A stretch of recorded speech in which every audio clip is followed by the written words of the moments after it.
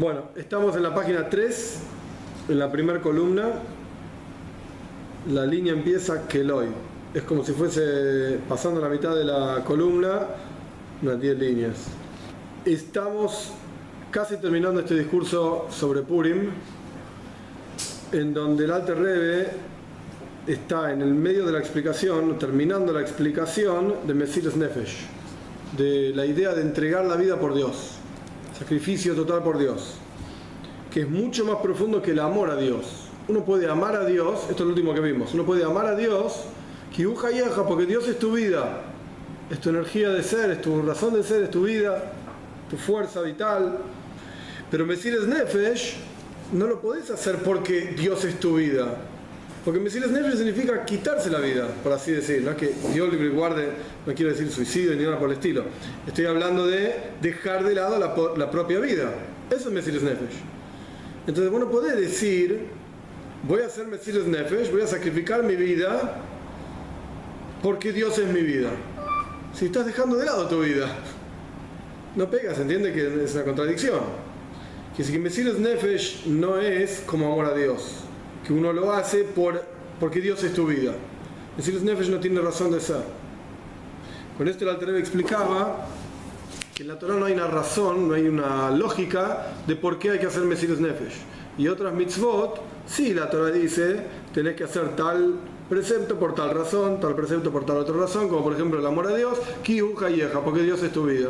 Pero Mesiras Nefesh, sacrificio por Dios, no tiene una razón, no es lógico, es algo que trasciende totalmente la lógica. ¿Por qué el Alter Rebbe se metió, por así decir, en esta explicación?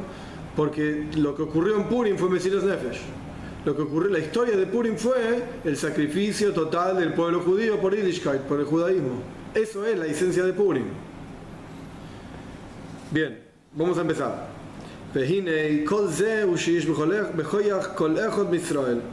Este asunto de sacrificarse por Dios y entregarse totalmente, inclusive si hay que entregar la vida a Dios, etc., esto está en el potencial de todo Yehudí.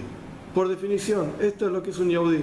Tiene este koyach, esta fuerza de entregar su vida por Dios. Salteamos el paréntesis, Velogen, y por lo tanto, en la historia de Purim, en aquel momento, hubo un sacrificio concreto. Etzel Kol Israel. Todos los Yehudim se sacrificaron. No hubo algunos que sí, otros que no. Todos los Yehudim se sacrificaron. Más o menos el sacrificio duró todo un año. Para no separarse de la unicidad de Dios. Y esto lo que significa es Maimar Mordechai. Y esto lo que significa que Esther cumplía lo que Mordechai decía. ¿Qué es esto? Que Mordechai era Bitul Ish Yehudi Kanit Kaleil. Porque Mordechai era la raíz espiritual, era el líder espiritual en ese momento, el Rebbe de ese momento, y era la fuente de la cual cada Yehudí extraía Bitul, anulación a Dios, entrega a Dios. Entonces es Maimar Mordechai, Esther hacía lo que Mordechai decía, porque Mordechai era el líder espiritual del momento, el Bitul total, anulación total a Dios. Esto es lo que él representaba, esto es lo que él nutría a cada Yehudí con anulación a Dios. Y esto es lo que significa que dice el texto de la Megilá, que el pueblo judío recibió, aceptó lo que habían empezado a hacer. En la entrega de la Torá, que así empezó todo el discurso, explicando qué es la Torá, qué es lo que ocurrió en la entrega de la Torá. En la entrega de la Torá, que el pueblo judío anticipó, primero dijo, vamos a hacer y después vamos a entender. Y tenían un nivel de bitul, una anulación a Dios impresionante, que cada vez que Dios hablaba se les iba el alma de ellos mismos. Tal era la entrega y la anulación a Dios. Que era una entrega a Dios total. Por eso tuvieron el mérito, como dijeron, primero vamos a hacer y después vamos a entender. Por eso tuvieron el mérito de que Dios se reveló a ellos y les entregó la Torá, que sí que fue algo impresionante el nivel espiritual que ellos tenían y el bitul, la anulación a Dios que ellos tenían. Esto es lo que ocurrió en Matan Toiro, en la entrega de la Torá.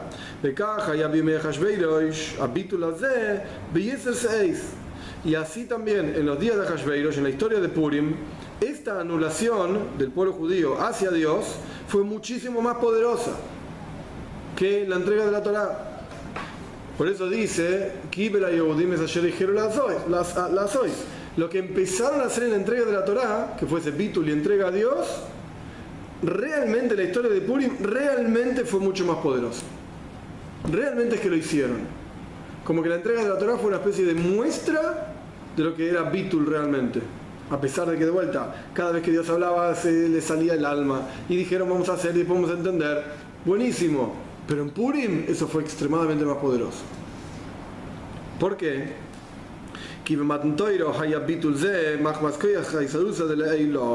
Porque en la entrega de la Torá, como el Alter Rebbe explicó, esta anulación a Dios fue por un despertar de arriba. Porque Dios les puso el monte arriba, ¿se acuerdan que les dijo si no aceptan la traca se mueren, etcétera? Que el Alter Rebbe explicó, esta era una increíble demostración de Dios de amor por el pueblo judío, pero como que lo forzó. Entonces, ¿de dónde partió el movimiento de aceptación de la Torá con tanta entrega y con tanto bitul? De Dios, no del pueblo judío. Por el increíble amor que Dios mostró al pueblo judío, el pueblo judío aceptó la Torá. Y entonces Dios les entregó. Y se reveló y qué sé yo, qué sé cuánto. Como el agua refleja el rostro, etc. Así como Dios mostró un enorme nivel de amor por el pueblo judío se entregó totalmente a Dios. Muy lindo. Pero en la historia de Purim, en los días de Hashveirosh, la anulación a Dios partió del pueblo judío mismo. No de que Dios hizo algo, ellos empezaron. El pueblo judío mismo decidió no separarse de Dios, no ceder, por así decirlo, a la presión de Amán.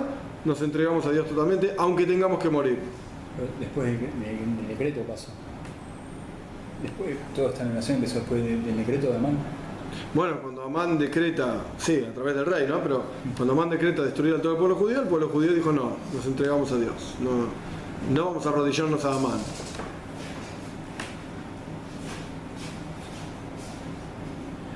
Esto es el despertar de abajo. Primero, o sea, el pueblo judío se entregó totalmente a Dios por iniciativa propia, no porque Dios lo haya forzado de ninguna manera.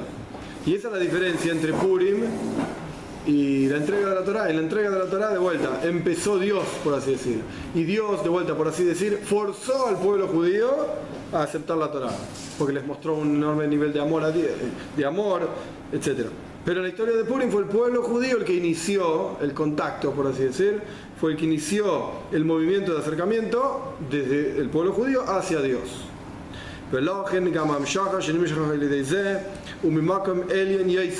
Por eso la proyección divina que se proyectó en Purim a través de la entrega del pueblo judío hacia Dios por iniciativa propia surgió de un lugar, una fuente mucho más elevada que la proyección divina de la entrega de la Torá. Al punto tal, era tan poderosa la revelación divina en Purim, que la entrega de la Torá en comparación a Purim se llama el comienzo nada más. Como quien dice, viste, a una persona le da a otro un montón de regalos, y yo te digo, wow, qué bueno que sos conmigo. Este es el comienzo nada más. Ya vas a ver qué bueno que soy. La entrega de la Torá fue el comienzo nada más de la revelación divina que el pueblo judío recibió realmente en Purim. Entonces,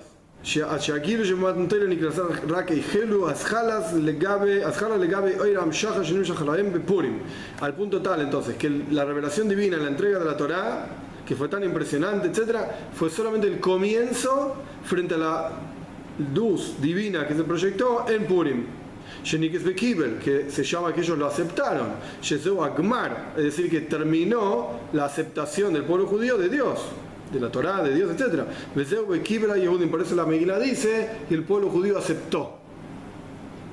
Como quien tiene una discusión con otra persona y está tratando de que esa persona acepte las condiciones de un contrato o lo que sea, y charlan, hasta que el otro dice, bueno, acepto. Ahí terminó la discusión. En el momento en que el otro aceptó las condiciones, ok, listo. Se terminó el trato, por así decir. Y es real, y ahora es concreto, hay un trato entre vos y yo, aceptaste las condiciones. Pero hasta que el otro no aceptó las condiciones, como que no se cerró el trato, está abierto todavía.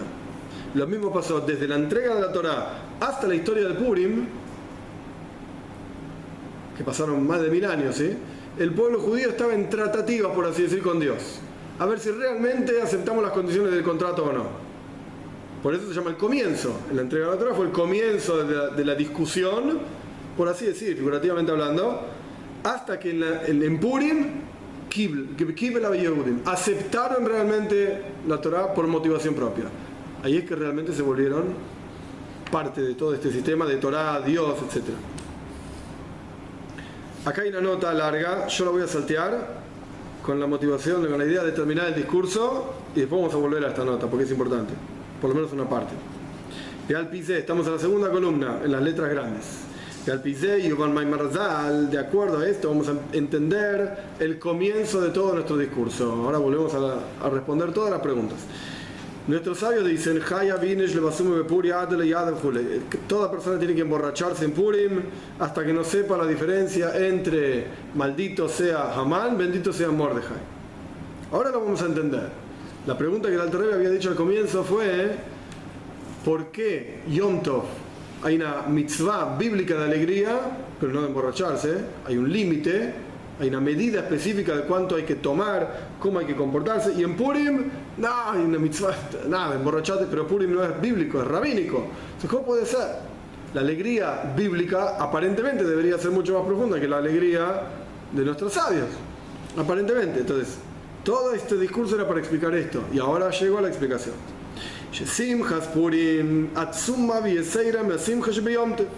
La alegría de Purim es mucho más profunda, mucho mayor que la alegría de cualquier otro Yom Tov. Yom Tov, llámese Pesach, Shavuot, Sukkot, etc. ¿Por qué?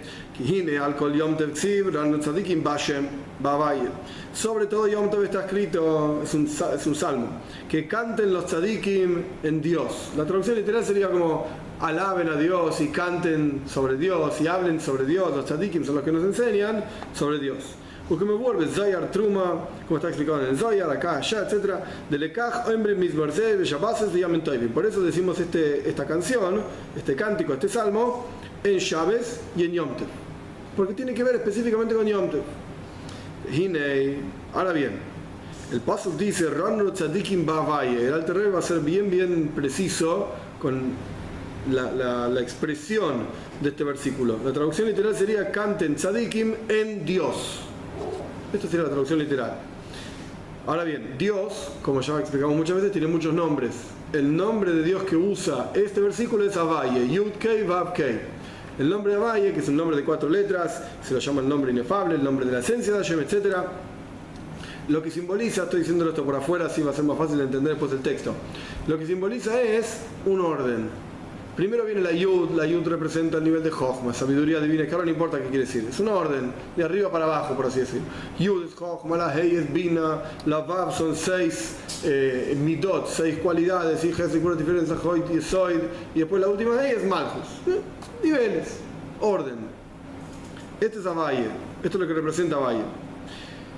Cuando dice Ranu Tzadikim Ba Avaye, que canten los Tzadikim en Avaye, lo que significa que el cántico de los tzadikim genera una proyección divina dentro de ese orden.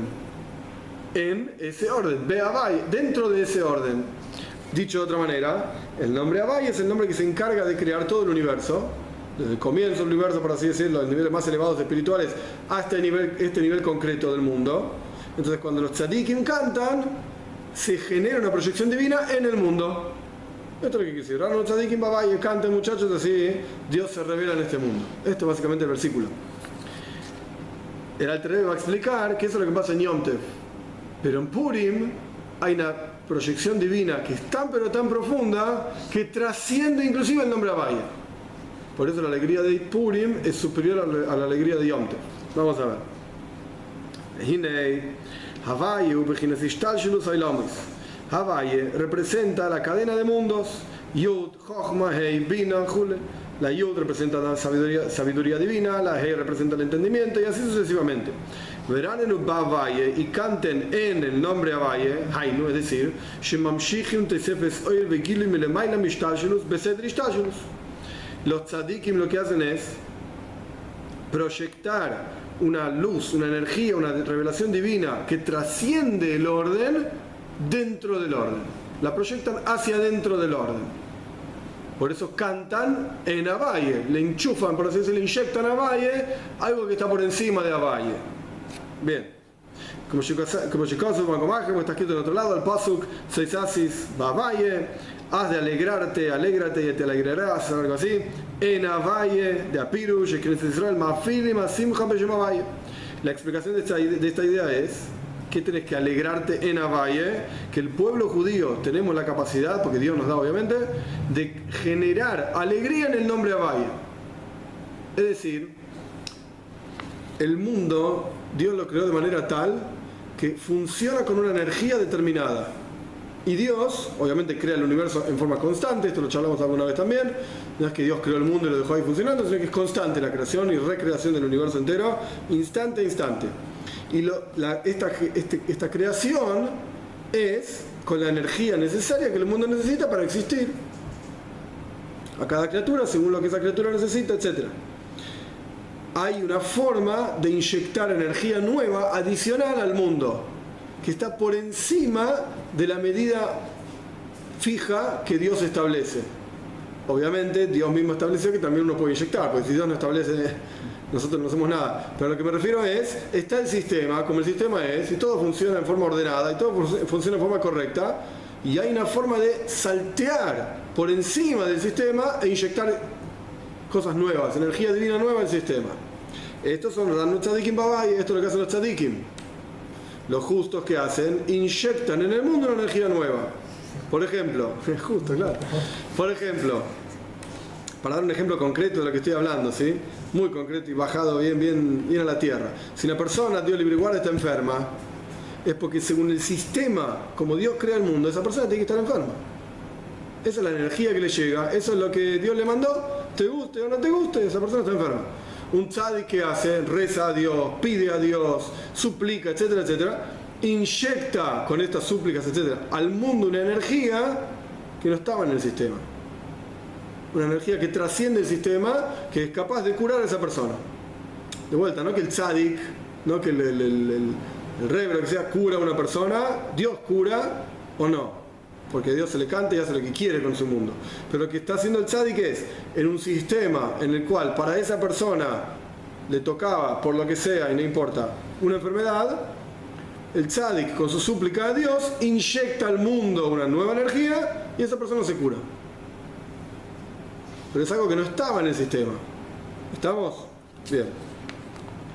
Lo mismo pasa con la simja, la alegría. Que la alegría también es una revelación divina. El Alter Rebbe simplemente dice, fíjate, en otro lugar, ya expliqué este versículo, que el pueblo judío inyecta energía be'avaye, en el nombre de Hashem. Quiere decir que traemos al mundo una energía, una alegría que no era normal, no estaba en el mundo, según como el mundo fue creado, con la energía necesaria para ese momento determinado.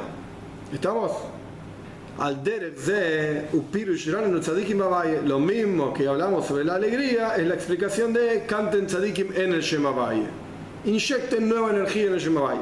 El tzadikim hay no tzadikelim, el tzadik tachton, hay diferentes niveles de tzadikim, por eso dice en plural tzadikim, no dice el tzadik, no dice el justo, dice justos, que canten los justos, etcétera, diferentes niveles de justos, no importa. Vejine, ahora bien, esta adición de energía al mundo, que de vuelta lo repito para que quede claro lo que va a venir, si no, no van a entender. El mundo es creado con una energía determinada, medida por Dios. El tzadik viene y agrega energía que no estaba medida. Pero este agregado, dice el Alter Rebbe, también tiene una medida determinada. No es que el tzadik pueda agregar cualquier cosa, cualquier cantidad de energía. No. Esa energía que agrega el tzadik también tiene un sistema de cómo se agrega y también es agregada de acuerdo al sistema. Y es un sistema que trasciende el sistema normal del mundo, pero no deja de ser otro sistema. También es limitada. ¿Se entiende? Un tzadik puede decir que no a pedido. Hay un maíz famoso de... Hay varios maíces de esto. Pero hay un maíz famoso del quinto Rebbe de Chabad.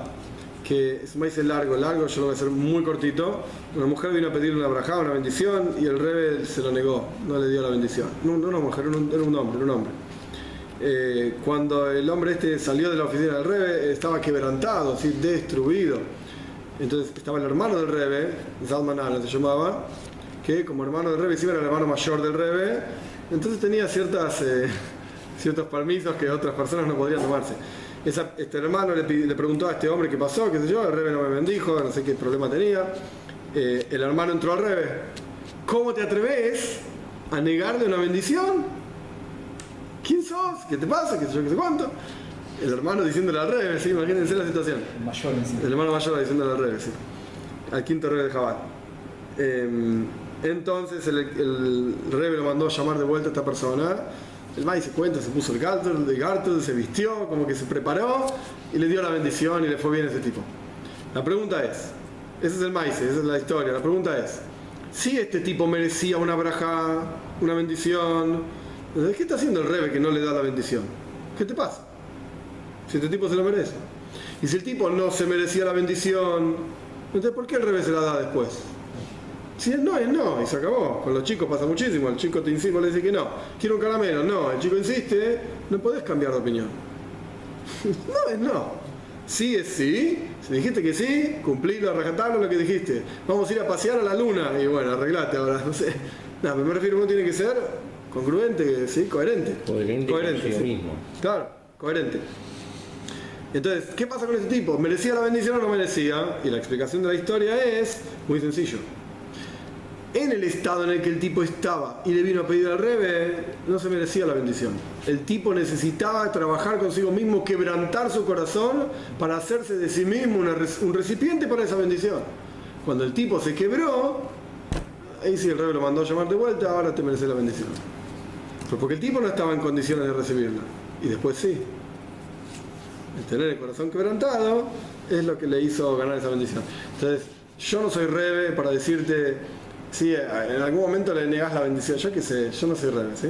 Pero existen situaciones en las cuales, por ejemplo, inclusive el Rebbe no contestaba ciertas cosas y le insistía, le escribía una carta, otra carta y el Rebbe no contestaba. Y si el Rebbe no te contesta, algo está pasando. Una pregunta así de Sí. Esta inyección que se agrega de más, ¿con qué se compensa, digamos? O sea, ¿cuál es el sacrificio? Siempre tiene que haber un cli, un recipiente para recibir una bendición de Hashem. Siempre. Cuando uno escribe una carta al Rebbe, o cuando uno en persona le pedía cosas al Rebbe, para que el Rebbe rece por uno ante Dios, para que le dé tal o cual cosa, el Rebbe siempre pedía un sacrificio. Bueno, ahora empecé a aprender velas de Shabbat. Bueno, ahora ponete tefilín todos los días. Bueno, ahora poneme zuzot en tu casa. Vos, no digo vos, me refiero a la persona, tenés que hacer algo para que Dios vea que sos meritorio en darte una bendición. O sea, es un error escribir una carta al Rebbe y decir, Rebbe, pedí por mí ante Dios, punto. ¿Y con qué querés que el Rebbe rece? Dale materia prima al Rebbe para rezar y decir, este tipo se comprometió a dar tzedaka. Entonces, Dios, hacele un favor. No sé, por decir cualquier cosa. Pero tiene que haber un compromiso de parte de uno. Tiene que haber un kli, se llama en Hasidus, un recipiente. Esa es la compensación. Cuando uno trasciende su propia limitación, entonces Dios responde trascendiendo las limitaciones del sistema, inyectando energía nueva. Porque uno siempre dice, si no, estoy cansado, no puedo hacer más mitzvot, no puedo estudiar más Torah, no tengo tiempo, no tengo ganas, no sé. Bueno, entonces, ¿qué esperas que Dios responda? No sé, no tengo ganas, no tengo tiempo. Dios es una especie de espejo de lo que nosotros hacemos. Vi una explicación muy linda de la tefilá, de Kitzur, muy en resumen, que la tefilá, el rezo es como mirarse en un espejo.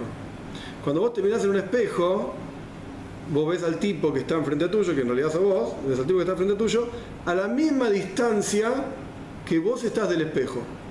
Si vos te alejás, aquí, el tipo que está del otro lado del espejo se está alejando, se va para atrás. Y si vos te acercás, el tipo que está en el espejo se está acercando. Lo mismo pasa con Dios. La tefila funciona de manera tal que cuando uno se acerca a Dios Dios se acerca a uno. Y esto es lo que genera bendiciones y genera salvaciones, etc. Y cuando uno se aleja de Dios, Dios lo único que hace es responder lo que uno está haciendo, se está alejando de uno. Pero porque uno se está alejando, no porque Dios se aleja. Porque obviamente en el espejo, el tipo que está del otro lado no hace nada. Y se queda ahí, sos vos el que está actuando ahí. Esta es la compensación que vos preguntás, es así. Sí, sí. Ahora bien, de vuelta. En la mitad de la segunda columna, casi la mitad de del parrafito del medio, donde la línea empieza tachtón. Este agregado que los tzadikim traen al mundo, que trasciende el sistema del mundo, también tiene una medida, también tiene un sistema limitado. ¿Por qué? Porque es proyectado en una cadena de mundo, Jochma primero, vino después, como ya expliqué anteriormente, primero sabiduría, entendimiento, etc. O sea, viene de un lugar muy profundo, pero al tener que proyectarse dentro de un sistema, tiene que adaptarse al sistema, sí o sí. Ok, viene de afuera del sistema, está por encima del sistema, pero si no, ¿cómo va a entrar en el sistema? Entonces tiene que adaptarse y armarse de manera tal que pueda entrar dentro del sistema. Y no hay comparación con la esencia misma de Hashem, que es simple, con la simpleza absoluta, etc. Y toda la cadena de mundos, de lo más profundo hasta aquí abajo, no es más que una gota del mar, etc. O sea, etc. quiere decir inclusive más que una gota del mar, porque al final la gota y el mar son comparables. Esto es una gota y esto es el mar. ¿Cuántas gotas hay en el mar? 5.000 trillones, puede decir cualquier cosa, no sé. Bueno, es 1 frente a 5.000 trillones. Hay una comparación, hay una relación, pero la esencia de Hashem frente al universo entero no tiene relación. Dios es infinito. La inyección estaba llena todo llena el gli, o... Sí. Pero no lo rebalsa. No. Eso está.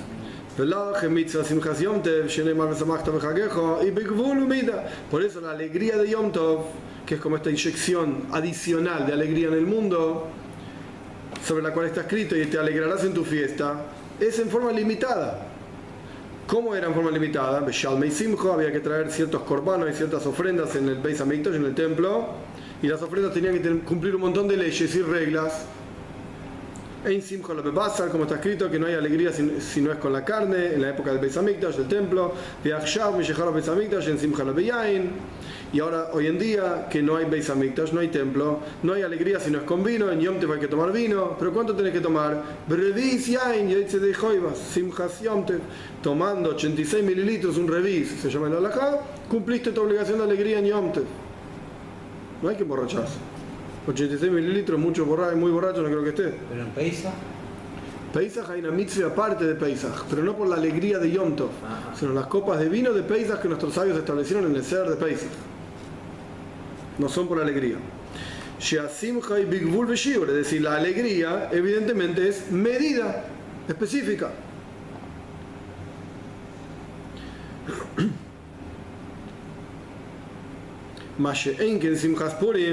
Lo que no es el caso con la alegría de Purim, la alegría es muy por encima de la comprensión, porque efectivamente tenés que emborracharte hasta que no sepas la diferencia entre una cosa, no sepas, por encima de la sapiencia de lo que uno sabe. ¿Por qué? Por lo que explicamos anteriormente a lo largo de todo el discurso, a través del sacrificio que hubo en el pueblo judío en aquel momento durante todo un año, fue algo que trascendía totalmente la comprensión y la lógica, a través de este despertar de abajo y de esta anulación, el pueblo judío llegó muy arriba a la esencia misma de Hashem. No a como Hashem se limita y se contrae a sí mismo para poder dar al mundo, para poder relacionarse con el mundo. No, a Hashem como Él es, infinito. Esa es la alegría de Purim. totalmente por arriba de toda la cadena de mundos, que no tiene comparación, no tiene relación con cómo Hashem trasciende el mundo, con cómo Hashem llega al mundo, etc. Que de ahí específicamente se proyecta el sacrificio, como fue explicado Bearijus ampliamente. Entonces, ¿cuál es la alegría de Yom Tov? La alegría de Yom Tov es que es infinita. La alegría de Purim. La alegría de Yom Tov, dije al revés, la alegría de Yom Tov es finita, es limitada. Con 86 mililitros de vino cumpliste. La alegría de Purim es infinita. ¿Por qué? Porque la alegría de Yom Tov se proyecta de un lugar en el cual Dios tiene relación con el mundo. Por lo tanto, está contraído para relacionarse con el mundo. Pero la alegría de Purim toca a la esencia misma de Dios. Y ahí no hay contracción, no hay limitación, no hay nada, es infinita. Por eso genera aquí abajo algo que trasciende lo racional. Emborrachate, chao, perdé tu capacidad de entender. Entre paréntesis, yo lo mencioné también en la primera clase, hay opiniones que dicen que en realidad en Purim tenés que irte a dormir. Porque cuando te vas a dormir no sabes la diferencia entre una cosa y la otra. Pero sea como fuere, hay un niño en emborracharse también. Es un asunto, a veces es difícil cumplirlo, pero es un asunto, digo difícil porque uno tiene obligaciones y la familia, qué sé yo, anda borracho por ahí dando vueltas, es complicado. Pero sea como fuere, esta es lo que está pasando entre la comparación entre Yom Tov y Purim. Yom Tov es algo limitado, concreto, es como Dios se relaciona con el mundo. Trasciende a lo normal del mundo, porque lo normal del mundo no es Yom Tov, lo normal del mundo es un día mundano, común y corriente. Que el Alter Rebbe inclusive después va a mencionar este asunto, en los días de todo el año se puede trabajar, en Yom Tov no se puede trabajar, quiere decir que Yom Tov trasciende lo normal del mundo, hay algo nuevo en Yom Tov, una alegría novedosa, pero medida, concreta, limitada. En Purim no, en Purim es infinito, y la diferencia está en a qué punto de Dios llega Yom Tov o Purim. Yom Tov llega a cómo Dios se limita para crear el mundo. ¿Hay un poquitito más de lo normal? Sí, buenísimo, pero no más que eso. Purim llega a la esencia misma de Hashem. Entonces tiene que expresarse en algo que no tenga sentido, en algo que trascienda lo lógico. O sea, una es una cosa solemne. No, Yom Tov, no, mucha alegría, ¿cómo solemne? No, a lo que me refiero es que tiene reglas limitadas, concretas, específicas. Una alegría limitada. Y la otra una alegría desmedida. Correcto. ¿La mujer también se tiene que emborrachar? No. Entonces ahí no está. El que tiene mujer está salvado. Emborrachaste y te ¿Estamos hasta acá? Velojen, la línea empieza Bearijus en la última columna y el último parrafito. Velojen asimcha migilu izeu lemayla medas. Por eso la alegría de Purim trasciende lo racional, trasciende lo lógico.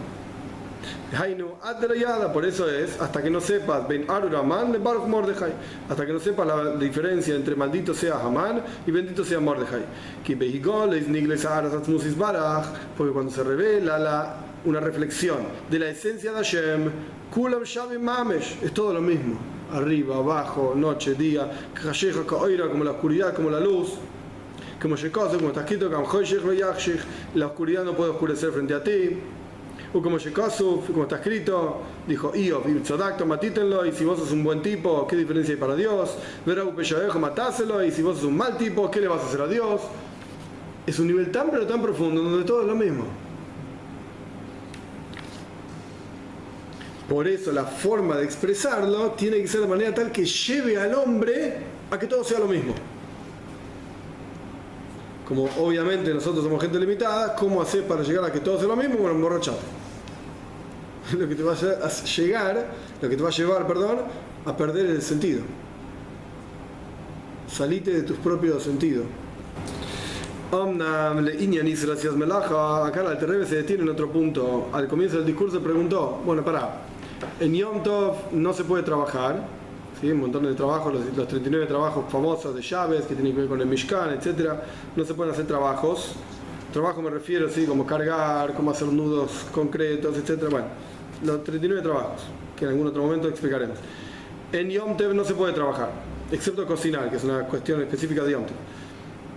Dav que Yom Tov, esto es justamente Yom Tov. Vela de Purim, pero no en Purim. En Purim sí se puede trabajar, sí se puede hacer todo, se puede andar en el auto, etc.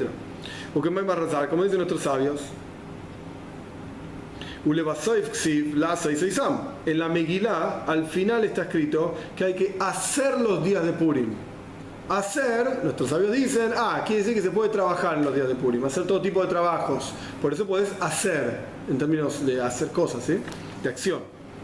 Y en Mei Mishte Besimcha son días de alegría y son días de comida y alegría. Ve'ilu Yom Tov lo existe, pero no está escrito días de Yom Tov. Porque al principio, ahora lo va a traer la Terebe, al principio la Megilá suena como que Purim es un Yom Tov. Mordejai quería hacer de Purim un Yom Tov, que no se puede trabajar como Yom Tov. Y la gente no aceptó.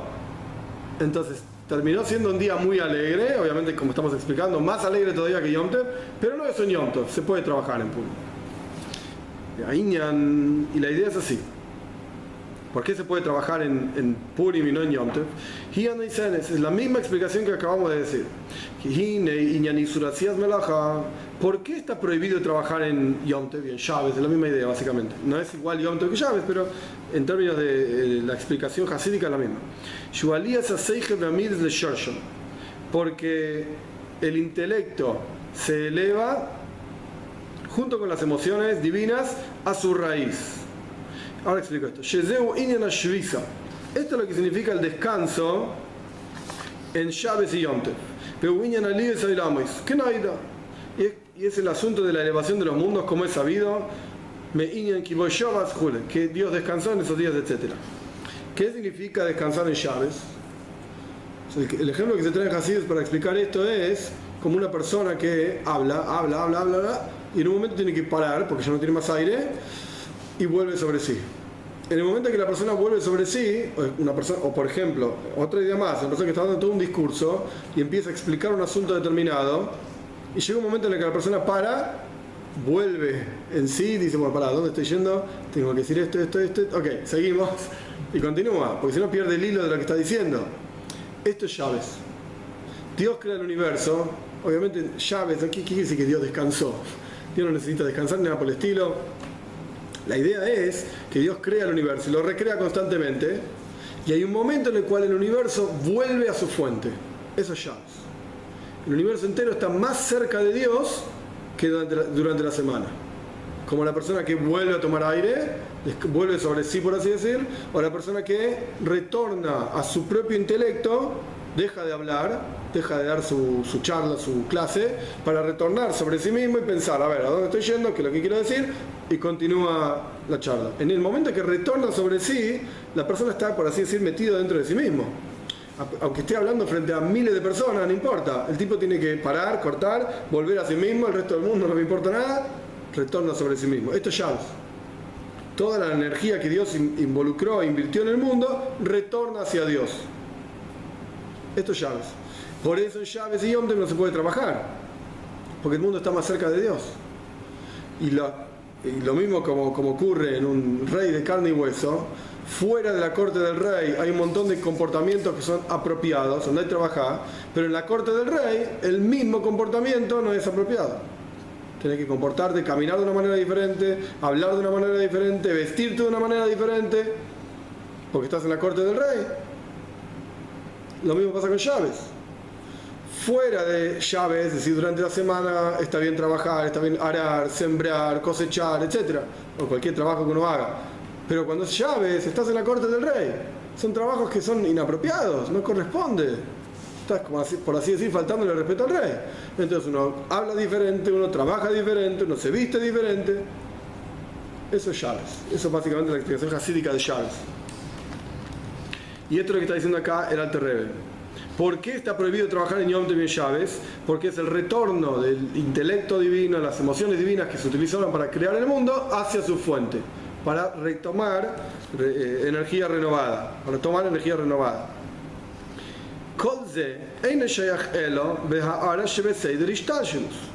Toda esta idea de la creación del mundo, el retorno del mundo a su energía inicial y a su fuente, etc., tiene que ver con el mundo, tiene que ver con la cadena de mundos que Dios utiliza para crear el mundo.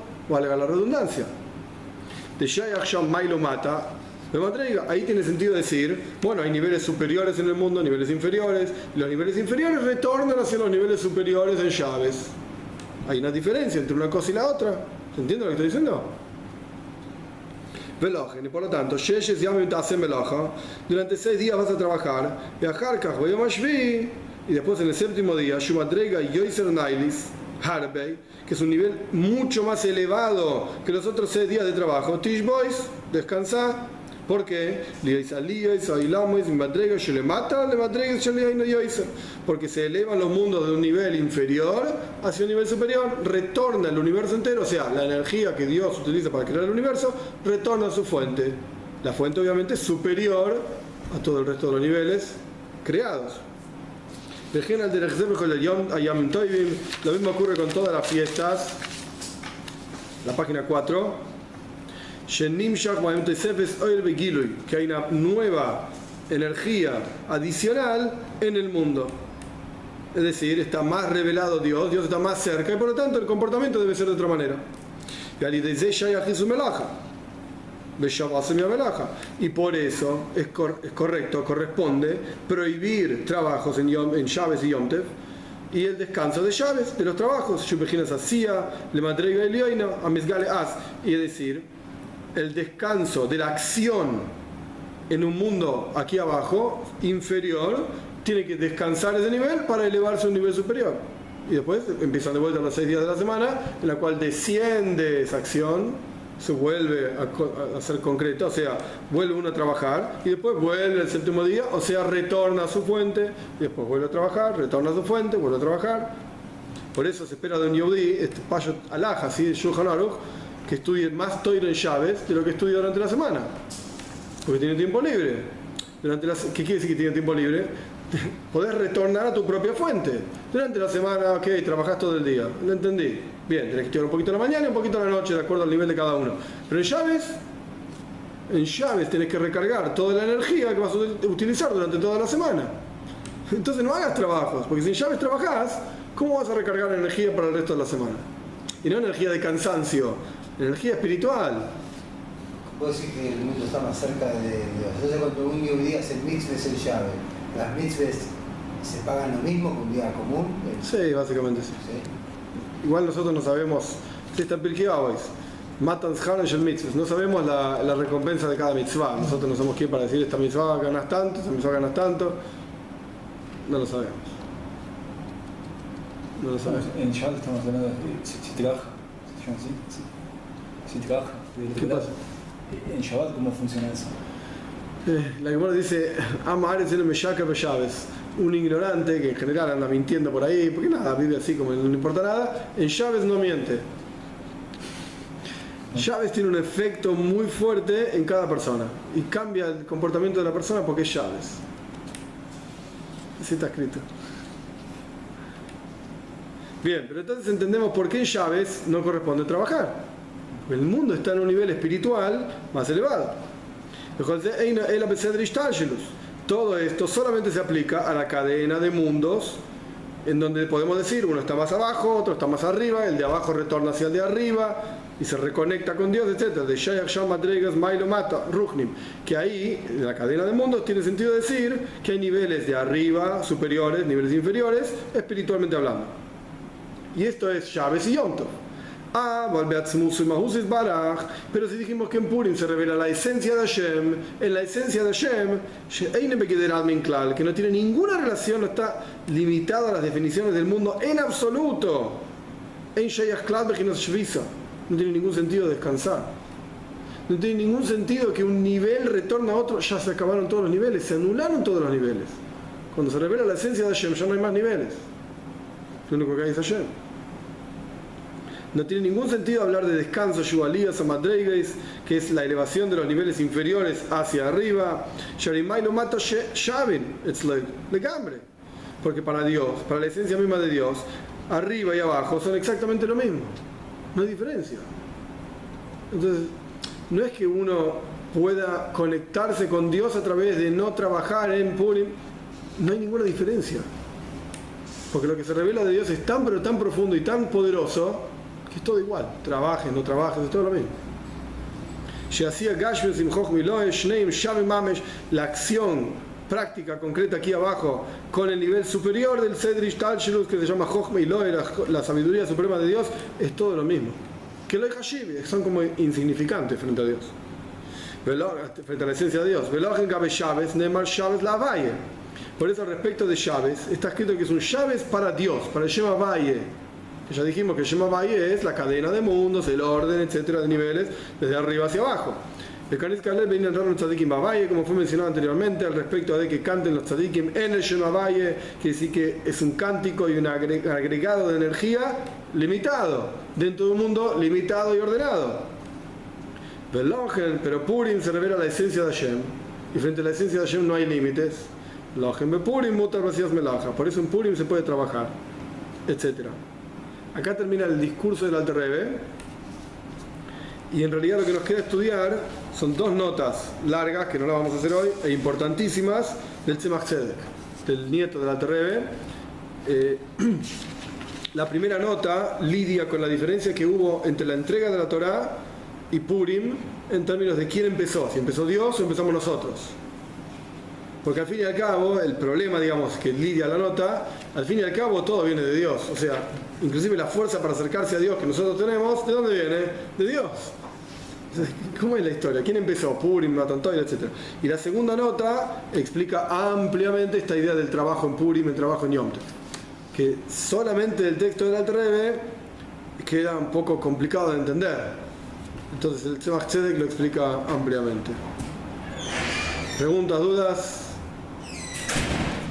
¿Todo está reglamentado? Todo. Todas las acciones que hacemos están... Sí, señor. Inclusive cómo ir al baño. Inclusive cuánto hay que revelar del tuje cuando uno tiene que ir al baño. Inclusive eso. Inclusive eso. Todo. Y la idea es muy simple. ¿Por qué? Porque uno puede decir, hoy pará, déjame vivir tranquilo. Este judaísmo me va a volver loco. No somos libres de algo. O sea. Claro, bueno, la idea es así. Dios es infinito. Sí. Su sabiduría, Jochma Soy, que es la Torá, es infinita. Entonces, si hay algún aspecto de la vida del ser humano que no está legislado por la Torá, significaría que Dios no es infinito, que su sabiduría no es infinita y por lo tanto Él tampoco es infinito. ¿Por qué? Porque lo infinito permea y está en todas las cosas. Si no es infinito, entonces hay algo donde no puede entrar, por así decir. Y hasta ahora no se demostró ningún hecho que limite esa... No. ¿Cómo? Es como la llave maestra. Claro.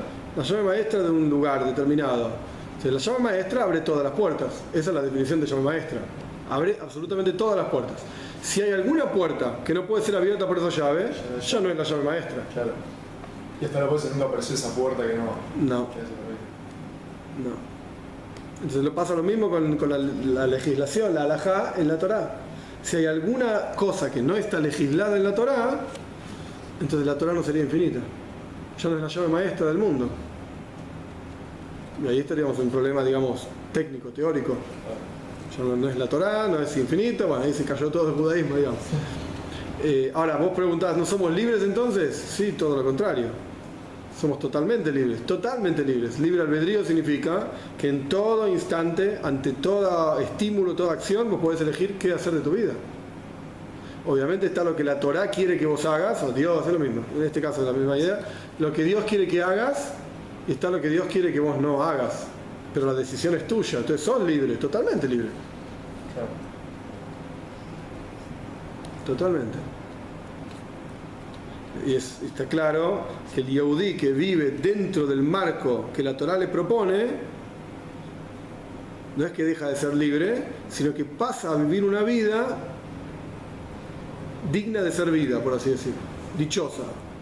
El Yehudí que se sale del marco que la Torá le ofrece, siempre encuentra dificultades, encuentra conflictos, problemáticas, que lamentablemente muchos lo resuelven ignorándolos, o con falsas, digamos, alegrías, lo resuelve comprándose un pasaje a las Bahamas y pasando una semana en el Club Med en no sé dónde.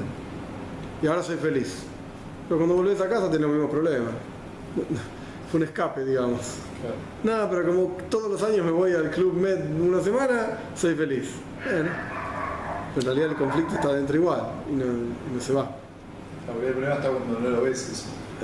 Ahí está el problema. Ahí está el problema. Es como la persona que está incómodo, pero no sabe por qué está incómodo. Es terrible. Sí, y eso es lo que le pasa a todo Yehudí, sin excepción. En alguna etapa de su vida, a todo Yehudí le pasa. ¿Por qué? Porque inclusive la gente religiosa, no estoy hablando de los no religiosos, inclusive a los Yehudí religiosos también les pasa lo mismo, y es positivo, porque ese es el momento en el cual hay que avanzar, el momento en el cual es hora de crecer un poco más. Pero yo ya cumplo todas las mitzvot. Está bien. ¿Cuál es tu kavaná? ¿Qué intenciones tenés cuando cumplís la mitzvah? Embellecer las mitzvot que haces. Se puede crecer en forma infinita, literalmente, porque Dios es infinito, de vuelta. Infinita. Entonces, esa, entre comillas, depresión, que no es la mejor palabra, esa amargura, esa es una palabra más adecuada, digamos. Amargura, en alguna etapa de la vida pasa.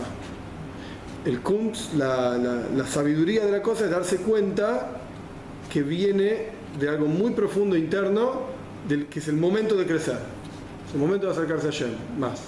¿Y hay método para descubrir eso? No sé, meditando. ¿Descubrir qué? Descubrir cuál es esa verdad o esa. Está en la Torah, no tenés que descubrir nada. Abrís el libro, está todo ahí.